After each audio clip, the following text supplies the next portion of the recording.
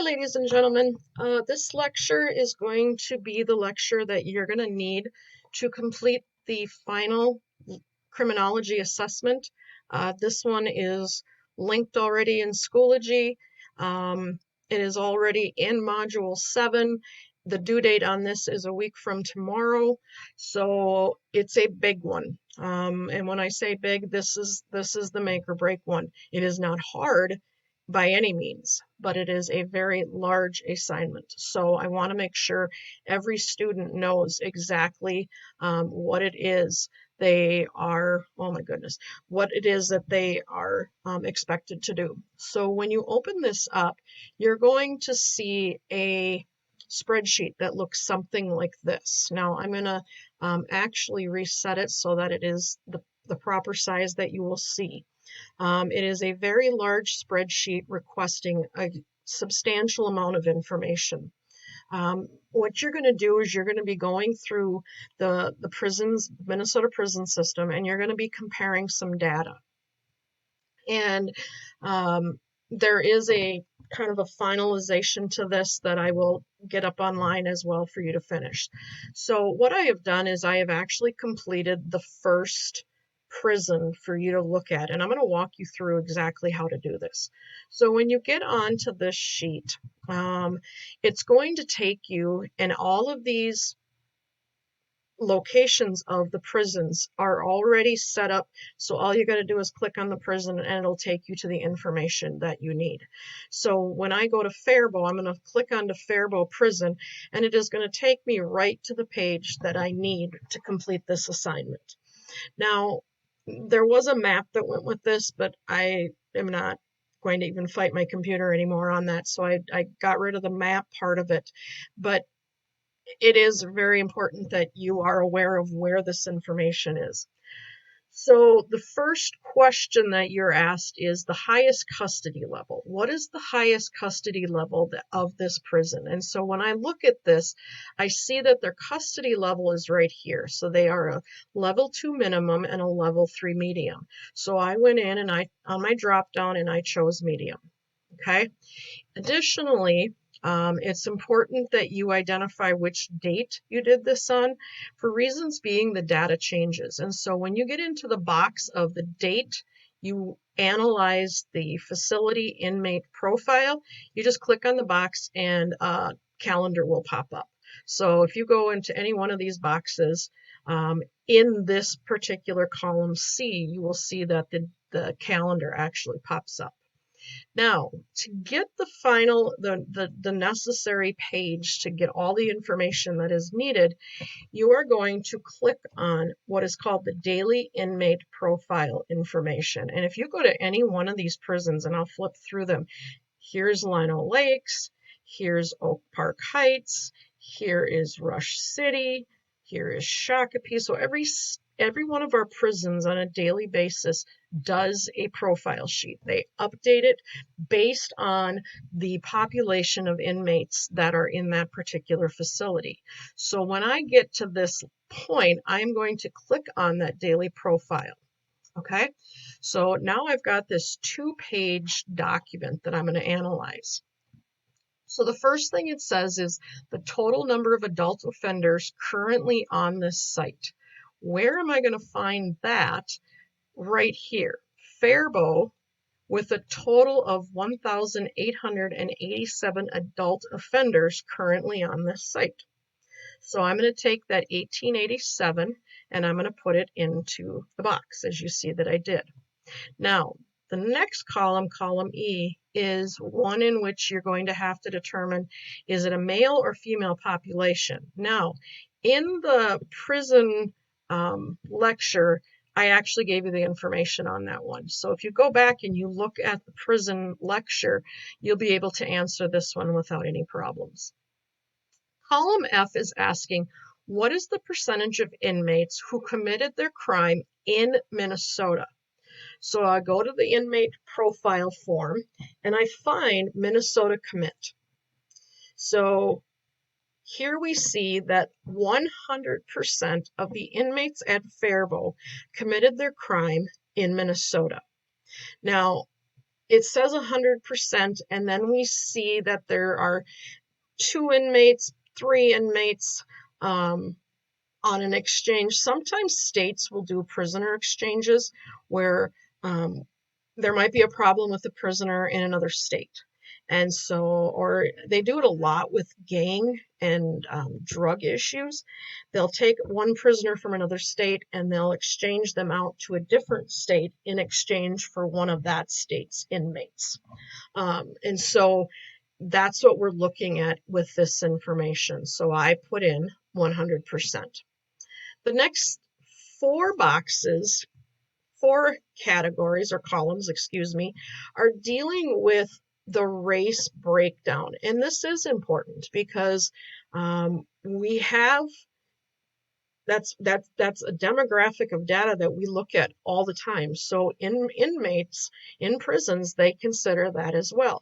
And so there's an entire box of race data that you're going to use. So when we look at what percentage of those inmates at this prison are Asian or Pacific Islander, it says they're 3%. So I went back in and I put 3%. And I am just transferring information. 38% are Black. I put that there. American Indian or Alaskan Native, 7%. So we have the 7%. And what percentage of the inmates at Faribault are white? 52%. So I've transferred all that information for you to see. The next column, K, is asking what percentage of the inmates at that prison have a verified high school diploma or GED. What I find interesting is that a lot of people think that inmates are dropouts. That's pretty crazy. Because if we look at Faribault by itself, Faribault has an 81% of their inmates either has a high school diploma or they have completed their GED. That's a high number. Columns L, M, and N are looking at the ages of the inmates. And again, you go back to the inmate profile, there's a whole box on age. So we don't have anyone 18 and under at Faribault. But this is the data that I'm looking for this. So our youngest inmate at Faribault is 19. Our oldest is 93. And the average age is 39. So I've transferred all that information right onto the spreadsheet. So I've completed that section. Now it is a lengthy, and you're analyzing a lot of information here. So the next 2 columns, O and P, are looking at is the commitment. Minnesota, when they sentence offenders, they sentence them in months, not in years. So I'm going to have you look at both of those pieces of data. So the first one is saying the average length of sentence, excluding life sentences, in months. Right here it is. The average length of sentence, excluding life sentences, is 81 months. The average sentence of the inmates at Faribault is 81 months. The second column is you converting that. So I just simply took the 81 and I divided it by 12 months, and I got 6 3/4 years is the average sentence of those particular inmates at this prison. The next column is asking what percentage of the inmates committed their crime in the metro area. So we have the bulk of the metro area, and then we have all this rural area as well. They actually will break that down. They say that 53% of the inmates at this prison, and I transferred that information, 53% have committed their crime in the city, the metro area. The next 2 columns, R and S, are asking you to look at inmates who have life but could be paroled, and inmates that are in for there's no option of leaving. And so that is also right on this sheet for you. So we have 42 inmates at Faribault who have been given a life sentence, but at some point in their sentence, and life in Minnesota does not mean until you die, Depending on the crime, murder 1, murder 2, rape 1 and 2, they carry life sentences. Murder 1 will very likely be a sentence of life without parole, but depending on how it was sentenced, a life sentence in Minnesota for those crimes is 30 years.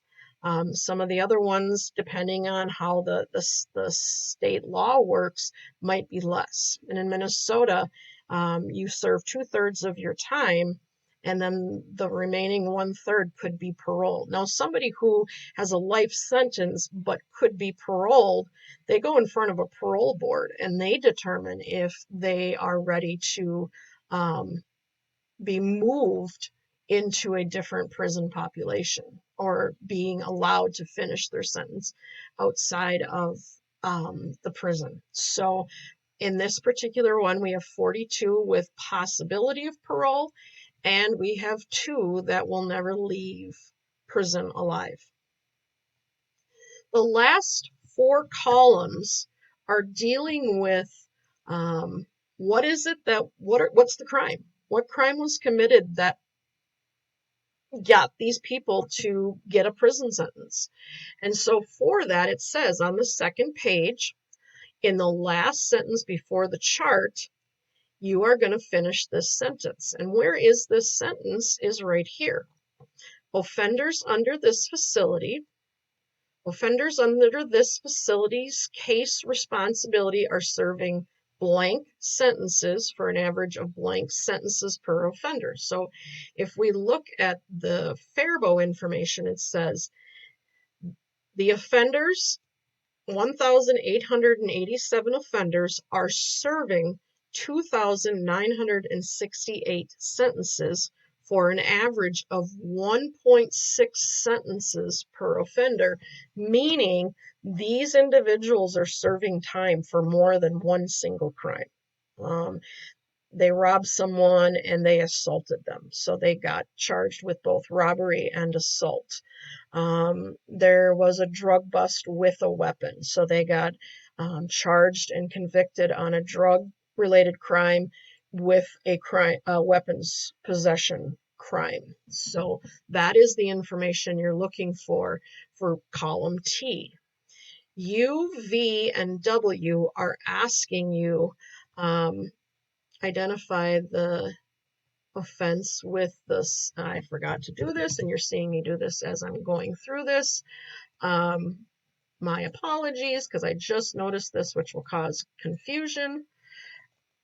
And I'll fix that when we're done here. So the first column, U, is identify the offense with the highest number of active sentences. I go to this page, and I'm going to start to see the number of active sentences for these crimes. Now, here's the offense. But what you're going to notice is that these are not in order. And so you're going to have to be very careful when you look at these to find what was the one that had the highest number of offenses. And in this particular case, it's drugs. So I went back to my column and I pulled down on the drop-down menu and I chose drugs. Now I'm going to go back and I'm going to look at what's the next one. The next one, and what's interesting about this is, if we look at the average length of sentence in months, there are more drug cases, but they have a lesser sentence than the second highest crime committed that got offenders in this prison. And so this particular one is, the next one is criminal sexual conduct. We know that as rape. And so there are 499 active sentences for some level of criminal sexual conduct. And their average length here is, and again, we can go, and I know the answer, but 144 divided by 12, we're looking at an average of a 12-year sentence on these crimes here, whereas when we're looking at the drugs, it is a much lesser sentence. 62 divided by 12 is a 5-year sentence, but there are more drug offenders than there are criminal sexual conduct. And so the next one is asking for the third highest, and I'll get that fixed, but that's a weapons charge. So you're going to do this for Lino, Moose Lake, Oak Park Heights, Rush City, St. Cloud, Shakopee, and Stillwater. And then there will be a couple questions at the bottom just for you to analyze the overall data and pull this together. So when we look at Schoology, this is the prison lecture. There will be the lecture that I'm giving you right now on how to do this assignment. And here is the assessment. And so when we look at our calendar, and I can pull the calendar up for you to show you the calendar, I'm going to get rid of this one and this one so you can see what is coming due. Everything is due by next Wednesday. So if you haven't done the module from the previous on the steps of the criminal procedure, that's due. And then you've got your crime in the news. That's one that you've had 6 weeks to be working on. So that's a big one coming due. And then the final one that we just looked at in terms of the prisons. And so there's a lot of stuff coming due, but we are here today. This is today that I'm making this video. And so you have a lot of time to work on this class and what is left. If you are a junior, you're with me technically till June 5th, but I'm not adding any more material for juniors. So juniors, if you feel that you want a little extra time on these, you have to work with me one-on-one. Otherwise, I would say I would like to have the whole class done with all their material by the 27th.